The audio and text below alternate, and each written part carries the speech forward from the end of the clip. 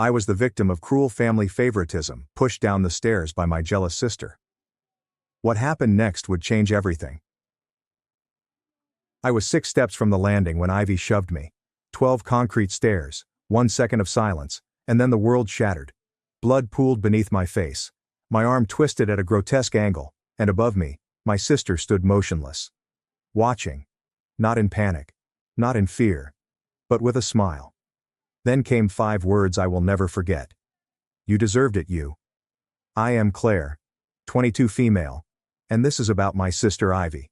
20 female. And the moment that changed everything. To understand what happened, you must first understand my family dynamics. My parents, Diane and Richard, have always treated Ivy as if she walked on water. She is the baby, the miraculous child born after years of trying for a second child. Meanwhile, I've been the scapegoat since her birth. Every broken dish, every misplaced object, and every difficulty in the house eventually became my fault. Ivy quickly discovered that she could do no wrong in their eyes. Favoritism was smothering. Ivy purchased luxury things while I browsed at thrift stores. She received a nice new automobile for her 16th birthday. I had to work 2 part-time jobs to afford my own beaten-up Honda. When she failed her classes, they hired costly tutors. When I struggled, they advised me to strive harder. The worst thing was not even the material possessions. It was how they consistently rejected my emotions, accomplishments, and basic existence. Ivy benefited from this dynamic. She would purposefully smash things and blame me, knowing that our parents would believe her without doubt. She'd borrow my things, misplace them, and then scream crocodile tears when I was unhappy. She once deleted my entire college application essay the night before it was due, blaming a malfunction on her laptop. Our parents chastised me for not backing up my work. But the incident in the hospital, that was a new low, even for Ivy. It began 3 weeks ago, when I was accepted to Northwestern University with a partial scholarship. It wasn't a full ride, but it was plenty to make my ambition of studying journalism financially viable. I was over the moon. For once, I thought my folks would be proud of me. I was mistaken. When I presented them the acceptance letter during dinner, Dad barely looked up from his plate. "That's nice, honey," he said, in the same tone you'd use when someone mentions the weather. Mom was more direct. "I hope you've thought about how you'll pay for the rest. We can't aid you in the same way that we helped Ivy with her college fund." Ivy, then a student in high school with dismal grades, smirked across the table. "Do not worry, Claire. Community college is completely respectable." The nonchalant malice in her speech made my chest tighten, but I pressed on. "Actually, I have already applied for more financial aid. I'm also looking into work-study programs. I have it figured out." "Always so independent," Mom added in a phony pleased tone that managed to sound condescending. "Just like when you were small. Richard, do you remember how she never sought help with anything?" This was their method of rewriting history. I had not chosen to be independent. I was compelled to be since they were too busy attending to Ivy's every wish to notice my presence. Ivy's countenance deteriorated as the conversation progressed. She despised it when others turned their attention away from her, even for a brief moment. Over the next few days she increased her normal antics. She accidentally spilled coffee on my laptop, forcing me to spend money I didn't have for repairs. She spread rumors at school that I had lied about my scholarship. She even called Northwestern's admissions office pretending to be me, and attempted to revoke my acceptance. Fortunately, they requested verification, which she couldn't supply. The breaking point occurred when Grandma Eleanor was admitted to the hospital. Grandma Eleanor was Dad's mother, and the only family member to ever offer me genuine affection. She had always seen through Ivy's charade and was not ashamed to point out my parents' preference. She was 78 years old, diabetic, and had been having health problems for several months. When she collapsed at home and shattered her hip, we all went to County General Hospital. Grandma Eleanor was scheduled for surgery the following morning. The entire family was present. Aunts, uncles, cousins. For once I felt as though I belonged anywhere. Grandma continued asking for me directly, wanting to hold my hand and talk about college. She was extremely proud of my scholarship, gushing to every nurse who walked by. "My granddaughter Claire is going to Northwestern," she'd say, her eyes beaming despite the painkillers. "She's going to become a journalist. Going to transform the planet." Ivy despised every second of it. The surgery went well, although Grandma had to stay an extra few days for monitoring. On the 3rd day, the majority of my extended relatives had gone home, leaving only my parents, Ivy and me. We'd been taking turns staying with Grandma, and now it was my turn to do the evening watch. Around 8 p.m., I decided to get some coffee from the vending machine on the first floor. The hospital had a central stairwell that connected all 5 stories. Wide, well-lit stairs with security cameras on each landing. I preferred taking the stairs to the elevator because it was typically faster and allowed me to think. I was returning up with 2 cups of coffee, one for me, one for Grandma, when I heard footsteps behind me. I was between the 2nd and 3rd floors when I noticed Ivy following me. She was moving swiftly, her face set in that determined expression she uses when preparing anything. "What are you doing, Ivy?" I called down to her. She didn't respond but kept climbing. Something about her vibe seemed odd. Predatory. I quickened my pace, but the coffee cups made it difficult to go rapidly up the steps. That was when she hit. I was about 6 steps away from the 3rd floor landing when I felt her hand smack into my back with surprising power. The coffee cups flew as I pitched forward, twisting my body to catch myself. The metal edge of a stair grabbed my ribcage, and I felt something snap. I crashed down 12 concrete steps, my head bouncing off each one, till I collapsed on the 2nd-story landing. The pain was terrible.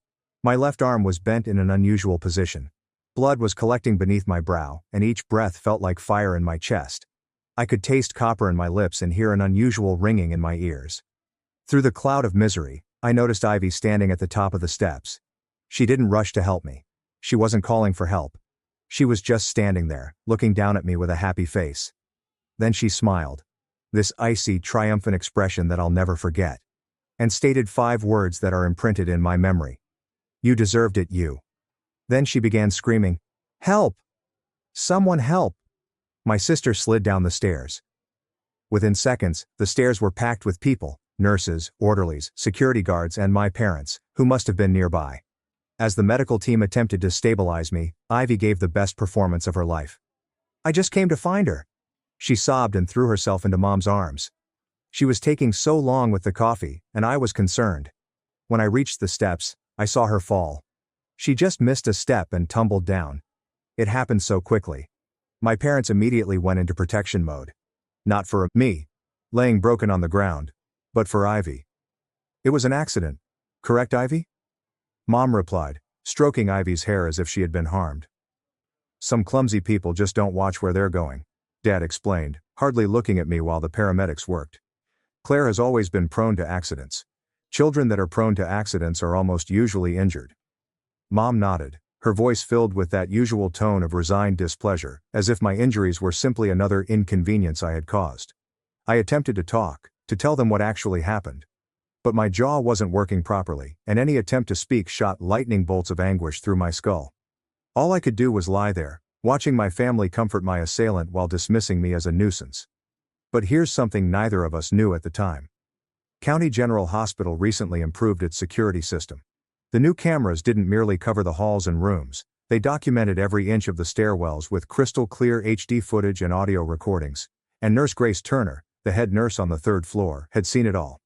Donna was a 25-year hospital veteran, a no-nonsense woman in her 50s who had witnessed every type of family conflict imaginable. She was walking around the corner to the stairway when she overheard Ivy's initial comment to me. Something about Ivy's tone caused her to hesitate and look around the corner. She noticed Ivy following me up the stairs with determined determination. She noticed the push. She saw me fall. She noticed Ivy's happy grin before the crocodile tears began. And she pressed record on her phone to capture Ivy's confession. "You deserved it, you." While the medical team carried me onto a stretcher, Donna silently made her way to the security office. She spoke with Mark Sanders, the chief of hospital security, and they both reviewed the camera footage. The angles were great. You could see everything from different angles, including Ivy's purposeful push and her subsequent satisfied reaction. Donna also provided a phone tape that clearly captured Ivy's confession as well as my parents' disdainful remarks regarding my tendency to get into accidents. Curtis immediately contacted the police. I spent the following 6 hours in surgery. I had a concussion, 3 broken ribs, a punctured lung, a fractured left arm, and internal bleeding that necessitated emergency treatment. The breathing tube was required due to a ruptured lung and to keep my airway clean during the complicated surgery to treat the internal damage. My parents once paid me a visit in the ICU and stayed for exactly 10 minutes before declaring they needed to get Ivy home since she had been traumatized by watching the accident. They left me alone with my injuries and a generic get-well-soon card that they definitely took from the hospital gift store. But Grandma Eleanor refused to leave. Despite her own recovery, she asked the medical staff to transport her to my room in her wheelchair. She cried while holding my uninjured hand. I really cried. Not the performative weeping that Ivy specialized in. "I'm so sorry, sweetheart," she said. "I'm very sorry they treated you this way. But I see you. I have always seen you." She was present when Detective Carmen Hayes arrived the following morning. Detective Morales was an experienced investigator for the county's domestic violence section. She had viewed the security footage and listened to Donna's audio. She had also done background checks and determined that this was not Ivy's first violent episode. She'd been dismissed from school twice for fighting and had a sealed juvenile record of assault, which my parents had managed to seal using their connections. "Claire," Detective Morales replied gently, "I need to ask you a few questions regarding what happened yesterday, but first, I'd like to let you know that we have video proof of the incident. You are now safe, and we will see that justice is done." I told her everything. Years of abuse. There is bias. Ivy's behavior is becoming increasingly out of control, and what exactly transpired on those steps. Detective Morales videotaped every word, and Grandma Eleanor confirmed the family dynamics she had watched over the years. When my parents arrived at the hospital that afternoon, they were not alone. Detective Morales was waiting for them, as was Officer Johnson from the Juvenile Division. "Mr. and Mrs. Peterson," Detective Morales remarked. "We need to speak with you about the incident involving your daughters yesterday." Dad quickly shifted into defensive mode. "It was a tragic accident. Ivy is devastated. She's been experiencing dreams about seeing her sister fall." "Actually, sir, it wasn't an accident," Detective Morales explained gently. "We have security tape that shows Ivy purposely pushing Claire down the stairs. We also have an audio clip of Ivy's confession just after the attack." Mom's face turned white. "That is impossible. Ivy will never—" "Ma'am, I'm going to need you to listen to this recording." Detective Morales played Donna's phone recording. Ivy's voice came through clearly. "You deserved it, you." The hush that ensued was deafening. My parents then spoke out, disregarding my injuries and labeling me as accident-prone, despite the fact that their other daughter had just attempted to kill me. Dad's political instincts came first. He was a city councilman, and he saw how horrible things looked. "Detective, I believe there has been a misunderstanding. Ivy is only a child, and she's been under immense stress with her grandmother's hospitalization." "Mr. Peterson," Detective Morales interrupted. "Your 17-year-old daughter committed severe assault on your other daughter, causing life-threatening injuries. The stress of a family situation does not justify attempted murder." The word murder hung in the air like a bomb. Ivy was arrested that evening at our residence. The charges were significant. Aggravated assault is an assault with the intent to cause serious bodily harm, and because it happened at a hospital, there are additional charges for endangering patients and personnel. My parents quickly recruited Thomas Whitman, the state's most expensive criminal defense attorney who specialized in defending wealthy families' children. They also engaged a public relations firm to manipulate the narrative, as Dad's political future was at jeopardy. However, the evidence was overwhelming. The security tape went viral after someone at the hospital shared it to the local media. The footage was damning. You could witness Ivy's methodical approach, the premeditated push, my helpless fall, and her pleased look afterwards. The recording of her confession, along with my parents' victim blaming, exacerbated the situation. The public's reaction was quick and nasty. Dad's political opponents demanded his resignation, claiming that anyone who couldn't protect one child from another had no business making choices that harmed the entire community's children. Mom lost her position on the school board after her parents requested she resign. The media's interest was tremendous. Our local newspaper, the Herald Tribune, published a series of investigative pieces on the subject titled, "The Golden Child: When Family Favoritism Turns Deadly." Veronica Clark, the reporter, conducted considerable research on our family's history and interviewed hundreds of people who had witnessed the dysfunction. Throughout the years, the stories depicted a heartbreaking image of a family system that had been fractured for years.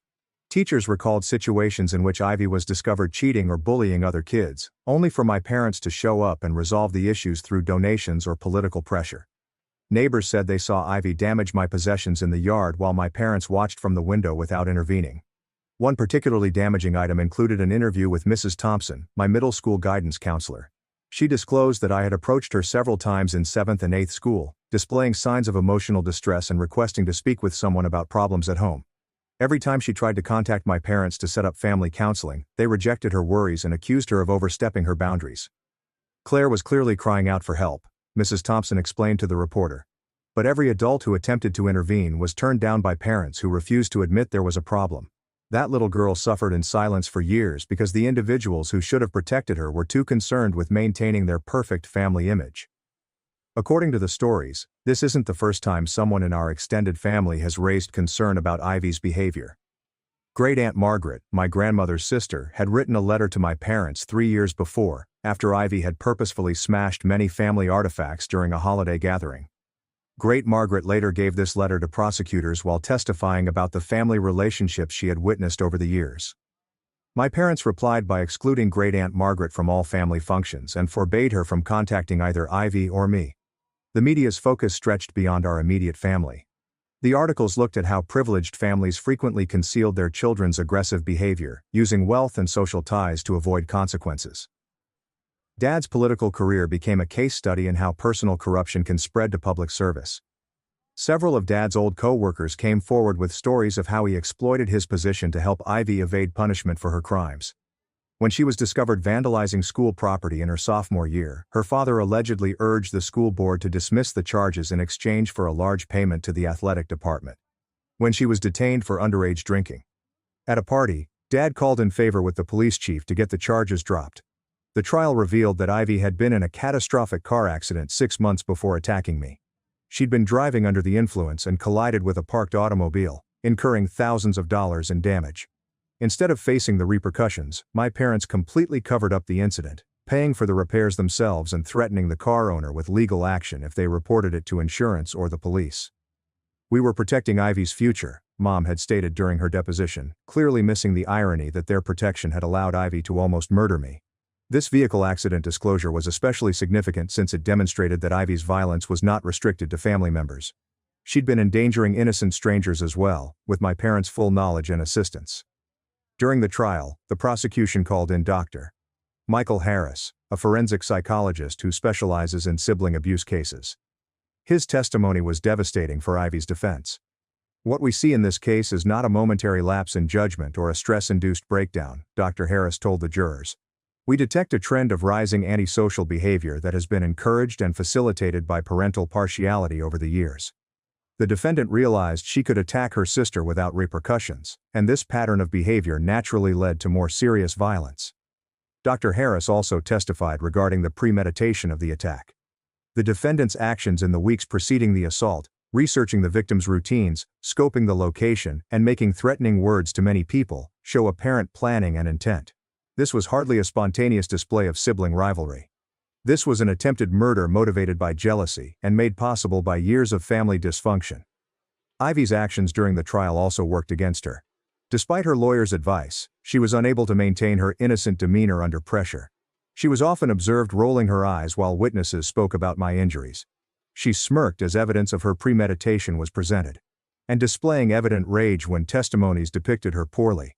The jury noticed everything. One especially upsetting experience occurred when crime scene images of my injuries were displayed. While everyone else in the courtroom appeared shocked, Ivy was captured on camera looking bored and checking her phone. The image of her callous indifference while viewing photographs of the harm she had inflicted made the top page of every local newspaper the next day. But the moment that clinched her fate was during cross-examination, when Prosecutor Walsh inquired about her love for me. "Ivy, do you love your sister?" Prosecutor Walsh inquired. Ivy's attorney objected, but the judge accepted the inquiry. Ivy paused for a long moment, seemingly unsure how to respond. Finally she stated, "I don't think about Claire much one way or the other. Don't you think about the sister you almost killed?" "I didn't try to kill her," Ivy retorted. "If I wanted her dead, she'd be dead." The courtroom became silent. Even Ivy's own lawyer appeared terrified. "So you mean you could have killed her if you wanted to?" Prosecutor Walsh pressed. Ivy discovered her error too late. "That's not what I meant." "Ivy, what did you mean?" "I meant to say it was just a push. I didn't expect her to get hurt so terribly." "But you did plan to push her down the stairs." Ivy looked desperately at her lawyer, but the harm was already done. "I was angry. She was garnering all the attention with her ridiculous scholarship and college ambitions. Grandma was constantly gushing over her and raving about how proud she was. It was not fair." "So you choose to injure her?" "I decided to teach her a lesson," Ivy explained, her voice rising with rage. "She needs to understand that she is not special. She's not better than me simply because she received a scholarship. I should be getting attention, not her. And you thought shoving her down concrete stairs would teach her the lesson? I thought it would humble her, Ivy responded, utterly unaware of how her words sounded. I thought maybe if she got hurt, people would stop treating her like she was so important and remember that I exist too. The jury's deliberation lasted less than 2 hours. During my rehabilitation, I discovered additional alarming details about Ivy's actions. While I was in the ICU, Detective Morales interrogated a number of our mutual acquaintances and Ivy's classmates. What she discovered revealed an even darker side to my sister's genuine personality. Rachel, Ivy's former best friend, came forward with recordings of talks in which Ivy plainly expressed her desire to get rid of me. In one particularly terrifying audio message, Ivy stated, "Claire believes she's great with her scholarship and college plans. Someone should knock her down a few pegs, literally." Another classmate, Ethan, reported that Ivy had spent weeks investigating my class schedule and routines before the hospital event. She'd even asked him about the layout of County General Hospital, stating she was only concerned about where our grandmother was staying. The most surprising testimony came from Ivy's ex-boyfriend, Caleb. He informed investigators that during one of their visits to see Grandma Eleanor, Ivy showed him the hospital stairway, pointing out the lack of surveillance cameras, which unbeknownst to her, had recently been installed. She had mentioned how easy accidents could occur in an area like this, and how some people simply do not pay attention to where they are going. The evidence presented a picture of premeditation that extended much beyond a brief loss of control. Meanwhile, my parents' actions during my rehabilitation were telling. They paid me 3 visits during my 2-week hospital stay, each lasting less than 20 minutes. The chats were stilted and uncomfortable, with them plainly more worried with the potential legal repercussions than my safety. During their second visit, Mom had the nerve to urge that I reconsider filing charges against Ivy. "Think about the family," she urged, sitting uncomfortably in the visitor's chair. "This type of publicity might wreck us all. Ivy is merely a child who committed a mistake." "Is there a mistake?" I said, my voice coming from the breathing tube I needed during surgery. "She tried to kill me." Dad shifted uncomfortably. "That's quite dramatic, Claire. The doctor said you'll be fine." "I have a punctured lung, 3 broken ribs, and a concussion that could have lasting effects," I told him. "If I'd hit my head at a different angle, I'd be dead." "But you didn't," Mom replied immediately. "You are going to recover entirely. There's no reason to ruin Ivy's future over something that turned out well." Their cruel statement struck me like a physical blow. Even while laying in a hospital bed with monitors monitoring my vital signs, they wanted me to shield Ivy from the consequences of her conduct. Grandma Eleanor, who had been silently knitting in the corner, eventually spoke up. "Diane. Richard. For the past 17 years I've seen you enable that girl. But this violates every line. Claire might have died due to Ivy's jealousy. And you're more concerned with preserving your lovely baby than with helping the wounded daughter. Mother, you don't grasp the complexity," Dad continued. "I understand perfectly," Grandma Eleanor said, her voice harsh with rage. "I realize you produced a monster and are now more concerned with damage control than justice. Well, I'm not going to stand for it anymore." That was the day Grandma Eleanor asked the court to become my guardian. The court process uncovered even more unsettling details regarding my family's dynamics. During the custody evaluation, Dr. Lillian Brooks, a court-appointed psychologist, evaluated each of us individually. Her report was harsh in its evaluation of my parents' treatment of me. "Claire exhibits classic symptoms of scapegoat child syndrome," Dr. Gutierrez stated in her evaluation. "She has been systematically devalued, blamed, and emotionally neglected throughout her childhood. Her sister has been promoted to nearly untouchable prominence within the family hierarchy. This interaction created a powder keg environment in which Ivy felt entitled to hurt Claire without any consequences. Claire felt she had no voice or importance in her own family." The report also highlighted that my parents denied their role in facilitating abusive behavior and exhibited an astounding lack of empathy for their afflicted daughter. Dr. Gutierrez advocated supervised visitation and required family therapy for my parents if they wanted to re-establish their relationship with me. However, the most damaging discovery came from Ivy herself. While I was still recovering, Ivy was living with our Aunt Carol, Dad's sister, who lived across town. Aunt Carol had always been the family's black sheep. She'd been criticizing my parents' favoritism for years, and had gradually been barred from family events as a result. 3 weeks after the attack, Aunt Carol contacted Detective Morales with alarming information. Ivy, who appeared to be certain that she would not face any consequences, had been gloating to our younger cousin about what she had done. She told my daughter Melissa that Claire had finally gotten what she deserved, Aunt Carol said, her voice quivering with rage. She stated that she had been preparing for it for weeks, waiting for the ideal opportunity. She even laughed at how our parents rushed to comfort her instead of Claire. But Ivy's most terrifying comment was still to come. If Claire hadn't survived, things would have been much better. Then I'd be the sole daughter. Just as I should have been all along. Aunt Carol had taped this chat on her phone, presenting prosecutors with additional evidence of Ivy's callousness and premeditation. The recording was shown during Ivy's bail hearing, and the judge promptly revoked her release, ordering her to be held in juvenile custody until trial. This defendant shows a complete lack of remorse and a continued threat to the victim, Judge Evelyn Grant added. Her own statements imply that she considers this not as an error or a moment of poor judgment, but as a successful attack on her sister. She simply regrets not causing more harm. As the trial came, my parents' despair increased. They recruited not only Thomas Whitman as Ivy's criminal lawyer, but also a group of character witnesses, professional psychiatrists, and image consultants. They squandered their life savings and mortgaged the house to pay for Ivy's defense, evidently hoping that enough money would solve the situation. They also increased the pressure on me to reconsider testifying against Ivy. Dad even came to Grandma Eleanor's house one evening, intoxicated and angry, asking to talk with me. "You're destroying this family," he said from the front porch, with Grandma Eleanor standing between us. "Ivy made one mistake, and you're going to put her in prison. What kind of a sister would do that?" "The kind whose sister tried to murder her," I explained quietly from behind the screen door. "The kind who's tired of being treated like garbage while Ivy gets away with everything. She is your little sister. You are supposed to protect her." The irony of his comments was astounding. When has Ivy ever protected me? When did you ever protect me from her? Dad couldn't answer the question since we all knew the truth. I'd never been protected by my own family. I had been the sacrifice made to keep Ivy happy and sustain their comfortable belief that she was flawless. During this time, I also realized the scope of Ivy's manipulation. Over the years, friends and family members began coming forward with experiences they'd previously kept private. They were either loyal to my parents, or did not understand the full gravity of what was going on. Mrs. Sanchez, my old English teacher, disclosed that Ivy once tried to undermine my prospects of getting selected for the school newspaper by accusing me of plagiarizing an essay. Only Mrs. Sanchez's decision to verify the accusation kept Ivy from succeeding. Our neighbor Mr. Johnson confirmed that he had observed Ivy deliberately let air out of my bicycle tires numerous times. But he had not said anything because he did not want to get involved in the family company. Our family doctor, Dr. Joyce Park, made an even more unsettling disclosure. When I was 15, my doctor spotted finger-shaped marks on my upper arms during a normal visit. When she asked about them, Ivy swiftly explained that I had earned them during a clumsy fall while we were playing.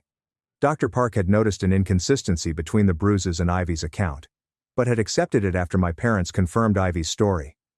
"I should have pushed harder, Doctor," Park told Detective Morales during the probe. "But the parents seemed to love and care about both girls. I never guessed that one was abusing the other, despite their knowledge and protection." The trend was evident.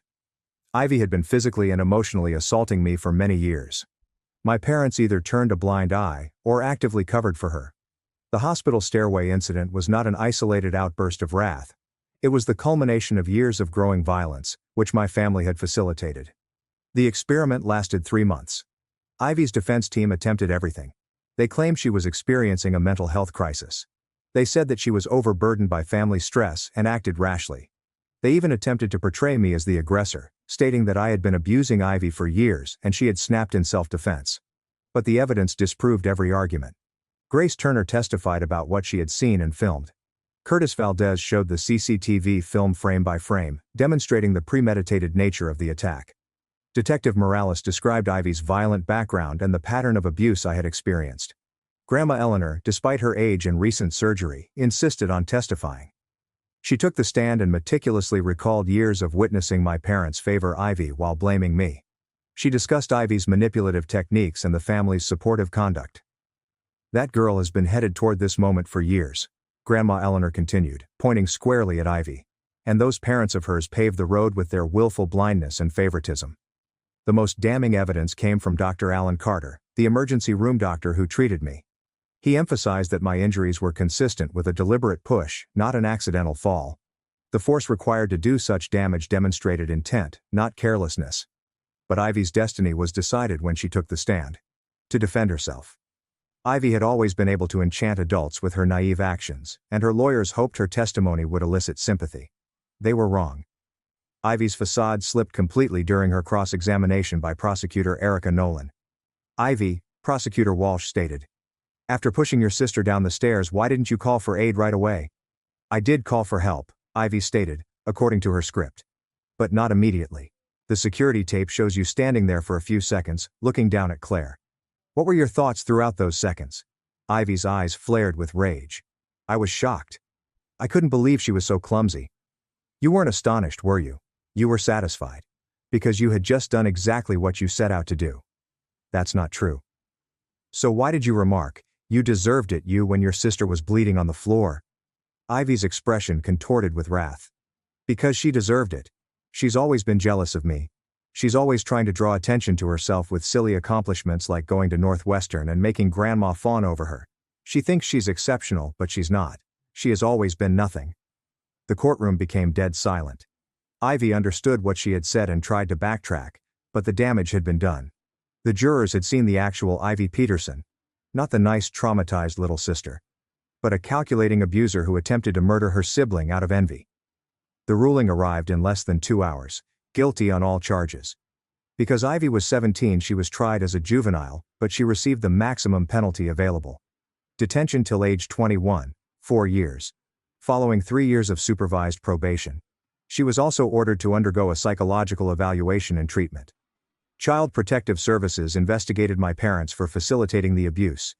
Although no criminal charges were brought against them, the inquiry revealed a pattern of neglect and emotional abuse. This culminated in a court order for family treatment and supervised visitation. Dad lost his re-election attempt by the greatest margin in county history. Mom never received her school board position back. They lost the majority of their social group and had to sell the house to cover Ivy's legal fees and continued treatment. However, true justice was served in more intimate, personal settings.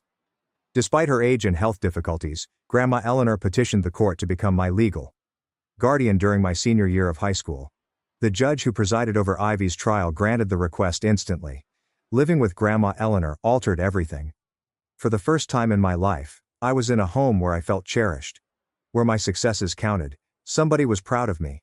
She assisted me in processing years of trauma while also supporting my college plans. Northwestern University, learning about my circumstances from news coverage. My scholarship was increased to a full ride, and I received additional support for housing and living expenses. The first year, the public attention had transformed me from a victim to a symbol of resilience. The university wanted to be a part of my success story. I began college in the fall of my recovery, around 10 months after the incident.